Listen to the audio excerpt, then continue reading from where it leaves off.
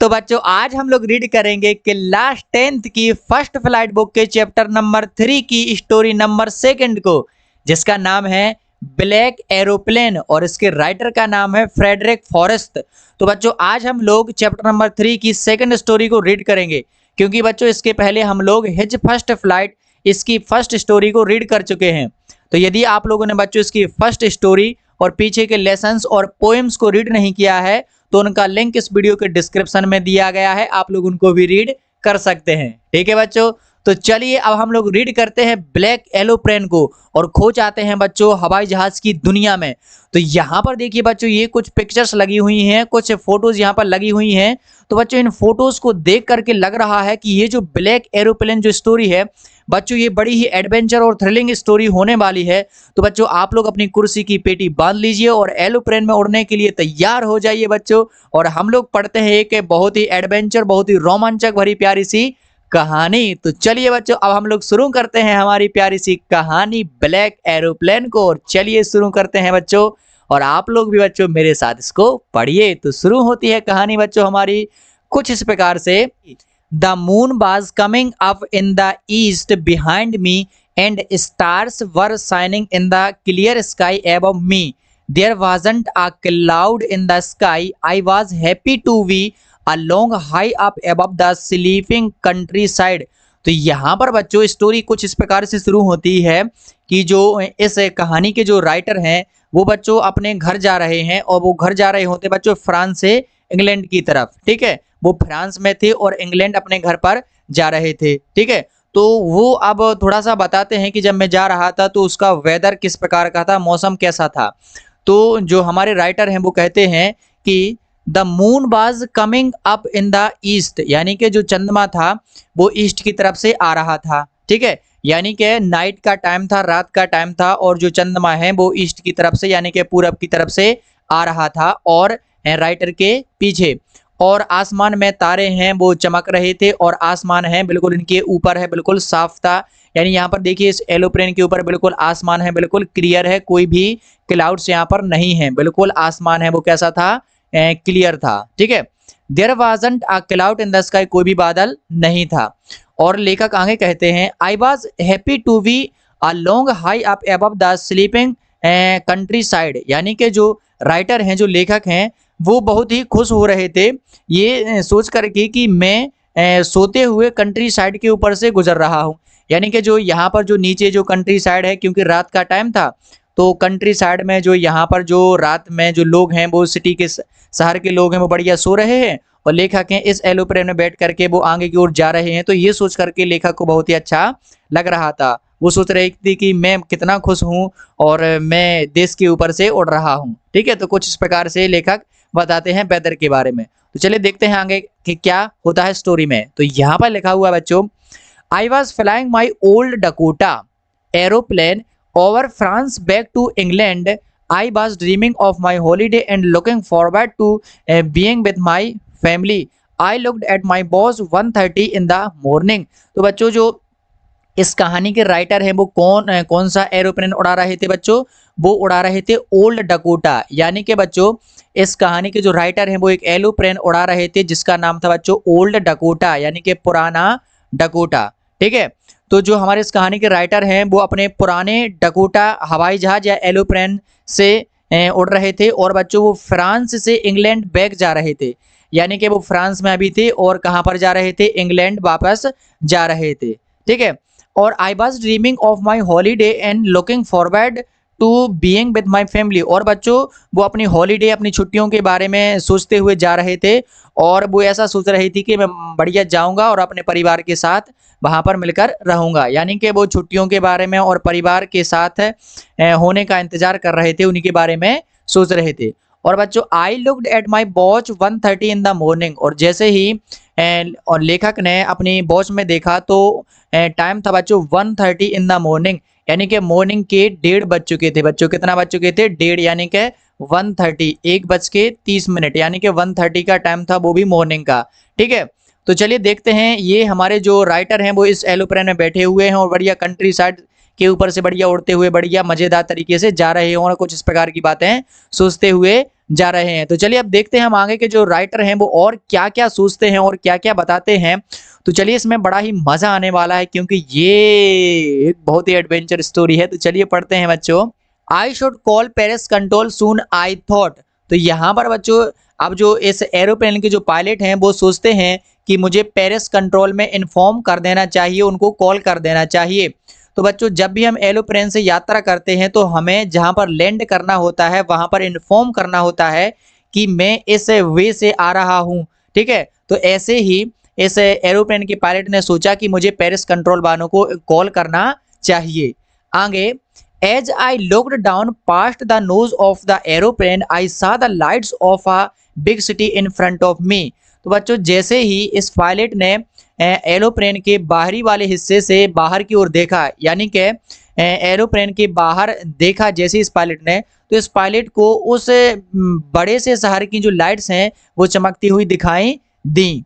आगे, I switched on the radio and said Paris control Dakota DS 088 here, can you hear me, I am on my way to England. तो यहाँ पर बच्चों pilot ने switched on the radio यानी कि अपने radio को ऑन किया और फिर कहा Paris control Dakota DS 088 here, यानी कि डकोटा DS 088 यहाँ पर है। तो बच्चों उसके जो डकोटा था एरोप्लेन उसका पूरा नाम था डकोटा DS 088। तो पायलट ने रेडियो पर क्या कहा पेरिस कंट्रोल को कि पेरिस कंट्रोल डकोटा DS 088 यहाँ पर है, क्या आप मुझे सुन सकते हैं, और I am on my way to England, मैं अपने इंग्लैंड के रास्ते पर हूँ, ओवर।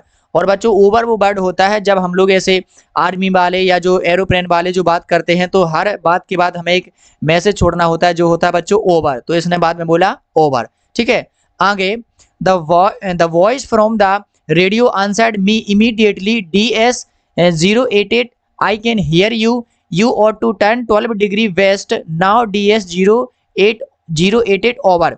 तो यहाँ पर बच्चों जैसे ही पायलट ने यहाँ पर पेरिस कंट्रोल में अपनी बात कही तो वहां से बच्चों इमीडिएटली यानी कि तुरंत वहां से आंसर आया और उस आंसर में कहा DS 088 मैं तुम्हें सुन सकती हूँ और तुम अपने एरोप्लेन को 12 डिग्री वेस्ट में मोड़ दो।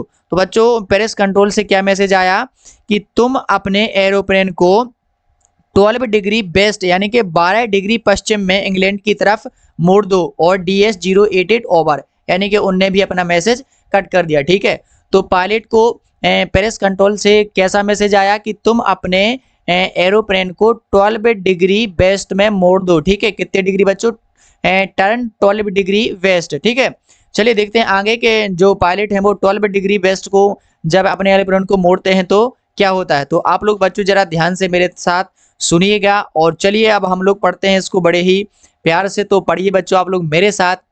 आई check the map and the compass, switched over to my second and last fuel tank and turned the Dakota 12 degree west toward England. I will be in time for breakfast, I thought. A good big English breakfast, everything was going well, it was an easy flight. तो यहाँ पर बच्चों अब जैसे ही इसके कहानी के जो राइटर हैं या जो पायलट हैं उनको जैसे ही ऑर्डर मिला कि तुम जो अपना एरोप्लेन है उसको 12 डिग्री वेस्ट में टर्न कर दो, तो वैसे ही उस पायलट ने I check the map and the compass, तो उस पायलट ने मैप को चेक किया यानी नक्शे को चेक किया और कंपास को चेक किया। कंपास वो होता है बच्चों जिसमें अपन लोग दिशा को देखते हैं। तो यहाँ पर जो पायलट हैं उन्होंने मैप को चेक किया और फिर कंपास को चेक किया और चेक करने के बाद उन्होंने बच्चों लास्ट में एक अपना फ्यूल टैंक भी चेक किया, यानी कि उन्होंने अपना फ्यूल भी चेक कर लिया और फिर उन्होंने ओल्ड डकोटा को बच्चों 12 डिग्री वेस्ट में इंग्लैंड की तरफ मोड़ दिया। और बच्चों वो आगे सोचते हैं कि मैंने ऐसा सोचा, यानी कि जो पायलट है वो सोचते हैं कि मैं नाश्ते के समय पर अपने घर पहुंच जाऊंगा। I am in the time for breakfast, यानी कि वो अपने ब्रेकफास्ट के टाइम पर पहुंच जाएंगे, यानी कि वो सुबह का नाश्ता कर लेंगे। क्योंकि बच्चों अभी मॉर्निंग का वहां पर 1:30 हुआ था ना, 1:30 बजे थे, है ना। तो अभी वो सोच रहे हैं कि मैं सुबह तक पहुंच जाऊंगा, बढ़िया से ब्रेकफास्ट करूंगा, ऐसा पायलट ने सोचा। और वो नाश्ता होगा बिल्कुल गुड विंग इंग्लिश ब्रेकफास्ट, यानी कि एक बढ़िया शाही इंग्लिश ब्रेकफास्ट में करूंगा। और बच्चों आगे जो पायलट है वो कहते हैं कि सब कुछ बढ़िया ठीक ठाक चल रहा था और यह एक बिल्कुल इजी फ्लाइट थी, यानी कि अभी तक तो कोई दिक्कत नहीं थी। लेकिन बच्चों एडवेंचर अब भी बाकी है, तो चलिए देखते हैं कि एडवेंचर में क्या होता है। Paris was about 150 kilometres behind me when I saw the cloud. तो यहाँ पर बच्चों जो पायलट हैं वो पता है क्या कहते हैं, जरा आप लोग ध्यान से देखिए। Paris was about 150 kilometres behind me when I saw the cloud. तो बच्चों जो पेरिस था अब वो 150 किलोमीटर यानी कि 150 किलोमीटर पीछे रह गया था। यानी कि जो पायलट हैं वो फ्रांस से यानी कि पेरिस से 150 किलोमीटर आगे हैं, वो आ गए थे। ठीक है, और तब इन्होंने बादलों को देखा। यानी कि 150 किलोमीटर तक जब ये पीछे थे तब तो आसमान है बिल्कुल क्लियर थे, लेकिन अब जो ये जो पायलट हैं वो 150 किलोमीटर पेरिस से आगे निकल गए हैं, तब बच्चों इन्होंने बादलों को देखा। स्ट्रॉम क्लाउड्स, और बच्चों भयंकर विशाल बादल। दे वर ह्यूज, वे बहुत ही बड़े थे और ऐसे तूफान वाले बादल थे। They looked like black mountains standing in front of me across the sky. और बच्चों ये जो बादल थे वो एक विशाल काय काले पर्वत के जैसे दिख रहे थे। बहुत भयंकर बड़े बड़े बादल हैं, बिल्कुल पायलट के सामने आसमान को बिल्कुल ऐसे चारों ओर से ढके हुए पायलट को दिख रहे थे बच्चों, आसमान में काले काले बादल। यानी कि अब बच्चों एडवेंचर इसमें बड़ा ही मजा आने वाला है। ठीक है, तो अब पायलट के सामने बच्चों ये तो यहाँ पर उड़ता हुआ जा रहा है इनका एरोप्लेन, लेकिन बच्चों ये अपने सामने देख पा रहे हैं यहाँ पर कि बड़े बड़े काले काले जो माउंटेन जैसे पर्वतों जैसे काले काले बादल हैं, तूफान वाले बादल हैं, वो इनको दिखाई दे रहे हैं। तो चलिए देखते हैं बच्चों के आगे हैं अब इनको कैसे वो बादल हैं दिखाई देते हैं। तो यहाँ पर बच्चों लिखा हुआ है, जरा आप लोग बच्चों ध्यान से सुनिएगा। तो यहाँ लिखा है, I know I could not fly up and over them and I did not have enough fuel to fly around them to north or south। तो यहाँ पर बच्चों पायलट हैं, अब वो कहते हैं कि I knew I could not fly up and over them।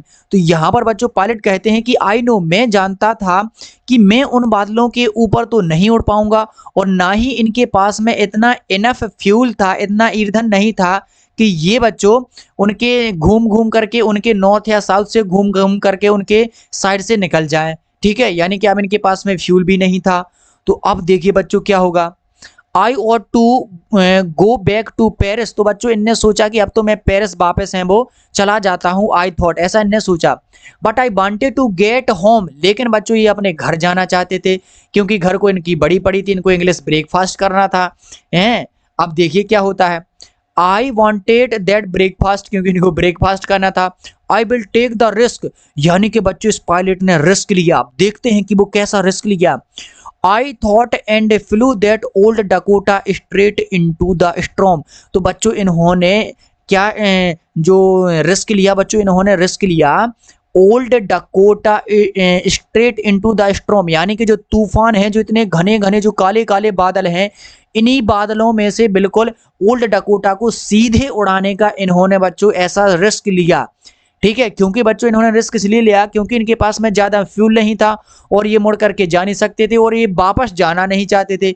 इसलिए इन्होंने रिस्क लिया कि मैं अब तो अपने ओल्ड डकोटा को इन तूफानों में से सीधा ही जाऊंगा, क्योंकि अब वापस मुड़ने के लिए इनके पास फ्यूल नहीं है। तो इन्होंने उन काले काले भयंकर काले बादलों में से अपने एरोप्लेन को सीधा घुसाने का निर्णय लिया। ठीक है, यानी कि बिल्कुल बादलों में से सीधे स्ट्रेट जाएंगे।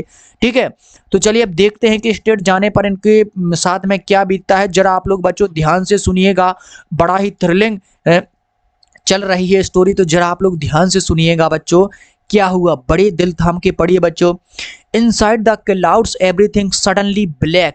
तो बच्चों जैसे ही ये क्लाउड्स के अंदर इनका एरोप्लेन गया, यानी कि जैसे ही ये इनका एरोप्लेन है इन बादलों में बच्चों जैसे ही अंदर गया, उस तूफान में जैसे ही बच्चों इनका एरोप्लेन है वो अंदर गया, एवरीथिंग सडनली ब्लैक, अचानक से तुरंत ही सब कुछ काला हो गया। क्योंकि बच्चों ब्लैक ब्लैक बादल थे तो इनको शीशे में से कुछ दिखाई नहीं दे रहा होगा, इसलिए सब कुछ क्या हो गया, काला हो गया।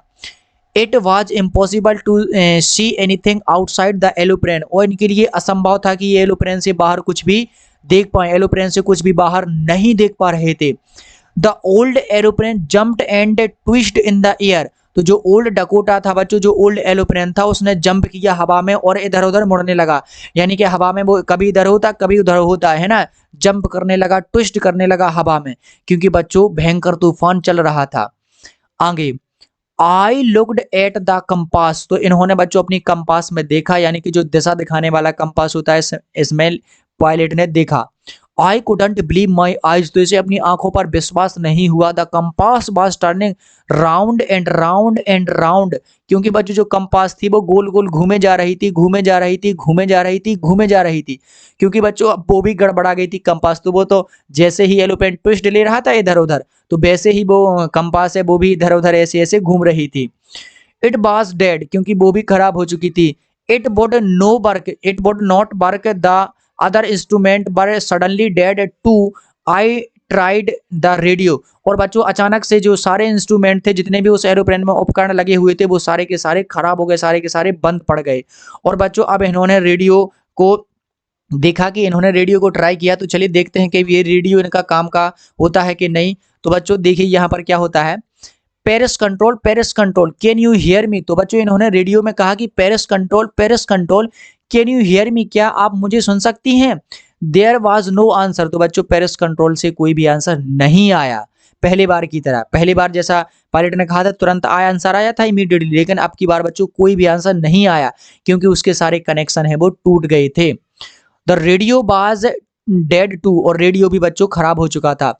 आई had no radio no compass and I could not see where I was. और बच्चों इनके पास में कोई भी रेडियो नहीं था, कोई भी कंपास नहीं था, और ये बाहर नहीं देख पा रहे थे कि मैं कहाँ हूँ।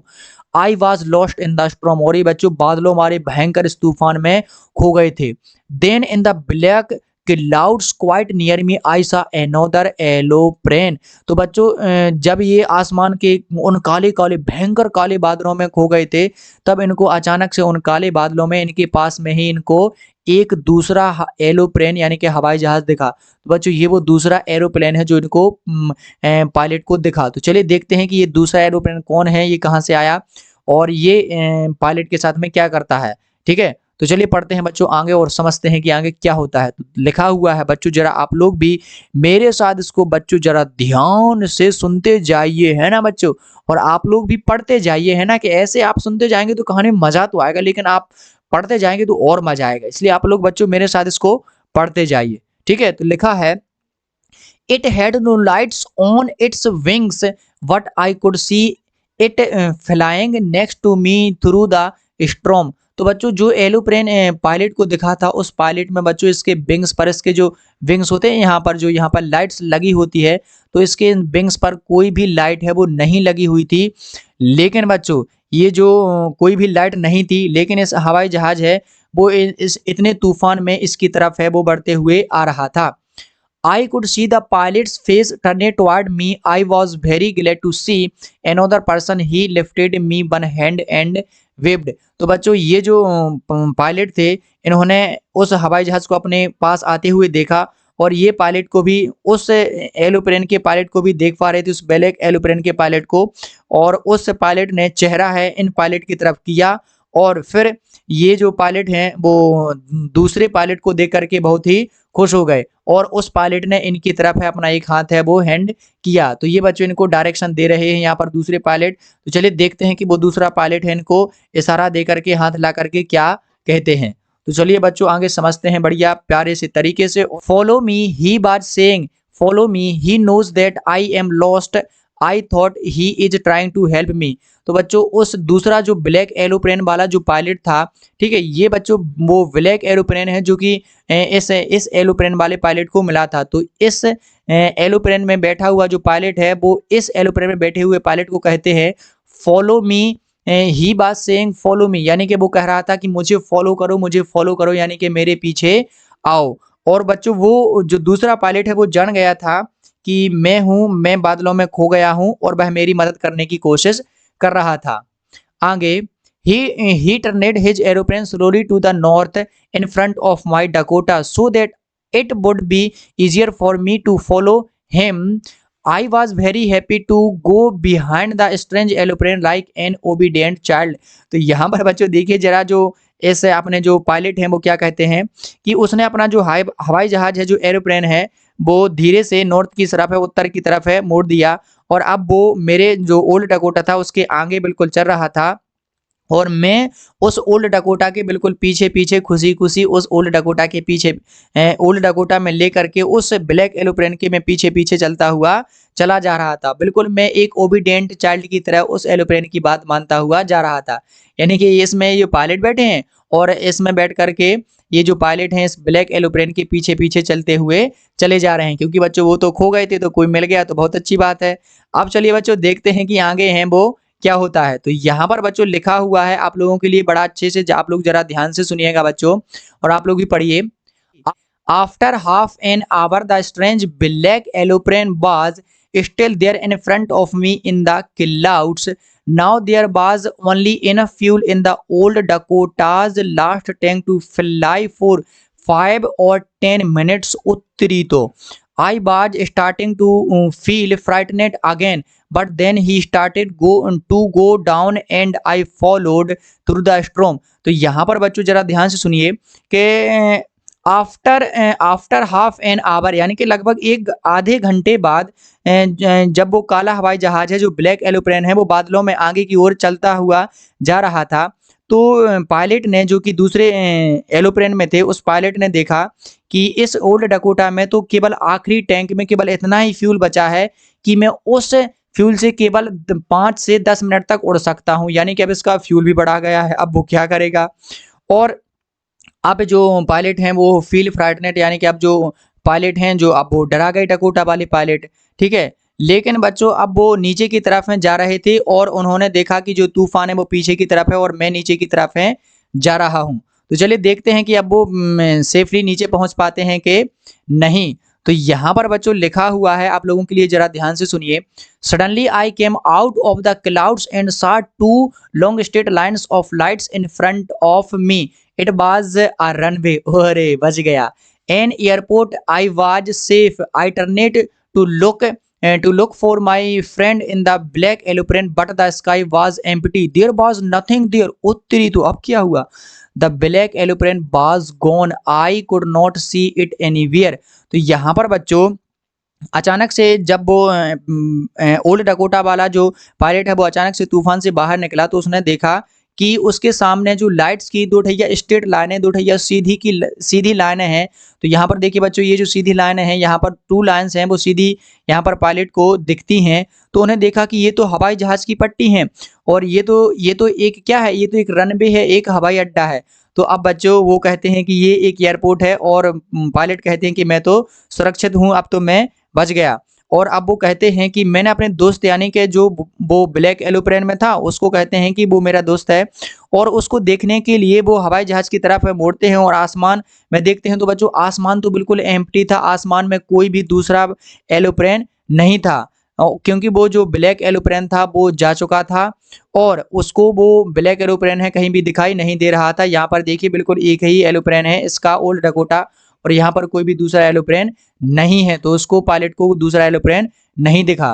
तो चलिए देखते हैं कि आगे जब नहीं दिखा तो क्या होता है। यहाँ पर तो लिखा हुआ है बच्चों, I landed and was not sorry to walk away from the old Dakota near the control tower। I went and asked a woman in the control center where I was and who the other pilot was। I wanted to say thank you। तो यहाँ पर बच्चों अब जो old Dakota से जो pilot हैं वो उतरते हैं तो उन्होंने जो ओल्ड डकोटा को छोड़ने से उनको जरा भी बुरा नहीं लगा। I was not sorry to walk away from the old Dakota. उन्हें ओल्ड डकोटा के से दूर जाने में बिल्कुल भी बुरा नहीं लगा। जब वो उतर के यहाँ से दूर गए तो उनको बिल्कुल भी बुरा नहीं लगा, क्योंकि बच्चों उन्होंने बहुत ही हॉरिफाइड, बहुत ही भयानक एक्सपीरियंस है वो इस ओल्ड डकोटा के साथ किया था, तो इस उनको बिल्कुल भी बुरा नहीं लगा। और बच्चों अब वो कंट्रोल सेंटर में जाते हैं और वहाँ पर एक वुमेन से पूछते हैं, एक महिला से पूछते हैं कि वो दूसरा पायलट कौन था, यानी कि वो ब्लैक एरोप्लेन वाला कौन था और उसने मेरी बहुत ही मदद की और मैं कहाँ था, मुझे उसको धन्यवाद करना है। तो बच्चों कंट्रोल सेंटर में उस ब्लैक एरोप्लेन के बारे में पूछते हैं। तो चलिए देखते हैं कि ब्लैक एरोप्लेन वो कौन था। ये पायलट बताती हैं कि ये जो कंट्रोल सेंटर में ये जो महिला बैठी हैं वो बताती हैं कि नहीं। तो लिखा है she looked at me very strangely and then laughed another aeroplane up there in this storm. No other aeroplane were flying tonight. Yours was the only one I could see on the radar. तो बच्चों जो यहाँ पर ये control centre में ये जो महिला बैठी हुई है, जैसे ही ये जो पायलट हैं ओल्ड डकोटा वाले जैसे इस महिला से पूछते हैं कि वो ब्लैक एरोप्लेन कौन था, मुझे इसको थैंक यू बोल रहा है, तो she looked at me very strangely, तो वो इस पायलट की तरफ ही बहुत ही स्ट्रेंजली, बहुत ही आश्चर्य से देखती है और फिर हंसती है और कहती है कि दूसरा एरोप्लेन, दूसरा हवाई जहाज कहाँ से आया? उस बादलों में दूसरा हवाई जहाज तो था ही नहीं और रडार पर केवल दूसरा एरोप्लेन कोई उड़ ही नहीं रहा था, केवल और केवल एक तुम्हारा ही एरोप्लेन था जो मैंने उस रडार पर देखा था। यानी कि बच्चों दूसरा एरोप्लेन तो कोई था ही नहीं। अरे तेरी, तो ये तो और एडवेंचर वाली बात हो गई कि उसकी तो मदद की दूसरे एरोप्लेन ने, ब्लैक एरोप्लेन में, लेकिन एक कंट्रोल सेंटर वाली कह रही हैं कि यहाँ पर तो कोई था ही नहीं। तो अब देखते हैं बच्चों के आगे क्या होता है कि कौन था बच्चों, वो पता चलता है कि नहीं। Show who helped me to arrive there safely without a compass or radio and without any more fuel in my tanks. Who was the pilot on the strange black aeroplane flying in the storm without lights?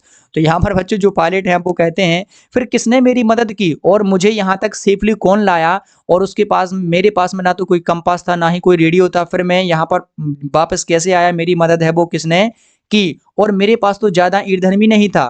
तो इस बच्चों इस रहस्यमयी घटना को या इस जो स्ट्रेंज ब्लैक एरोप्लेन था इसका बच्चों किसी को पता नहीं चला। और पायलट कहते हैं कि वो ब्लैक एरोप्लेन वाला पायलट कौन था जो कि तूफान में बिना लाइट्स के उड़ रहा था, क्योंकि बच्चों उसके जो विंग्स होते हैं उस पर कोई लाइट नहीं थी। ठीक है, तो वो ऐसे पूछते हैं कि वो कौन था, लेकिन बच्चों लेखक को पता ही नहीं चला कि वो ब्लैक एरोप्लेन था, क्योंकि ये जो कंट्रोल सेंटर में जो महिला बैठी है इसने तो कही दिया था कि रडार पर तो केवल तुम्हारा ही एरोप्लेन था। ठीक है, तो पायलट को इसका आंसर नहीं मिला। और यहाँ पर बच्चों ये जो हमारी स्टोरी है बिल्कुल पूरी तरीके से फिनिश होती हुई। तो बच्चों आप लोगों को बड़ा ही एडवेंचर, बड़ा ही मजा आएगा इस कहानी को रीड करने में। ठीक है बच्चों, तो चलिए अब मैं मिलता हूँ आप लोगों को बच्चों नेक्स्ट वीडियो में नेक्स्ट चैप्टर के साथ। तब तक के लिए बच्चों आप लोग पढ़ते रहिए ऐसे ही एडवेंचर और अमेजिंग स्टोरीज और सीखते रहिए अपनी क्लास 10th की बुक्स को। और मैं मिलता हूँ आप लोगों को नेक्स्ट वीडियो में नेक्स्ट चैप्टर के साथ। तब तक के लिए खुश रहिए और हमेशा की तरह पढ़ते रहिए।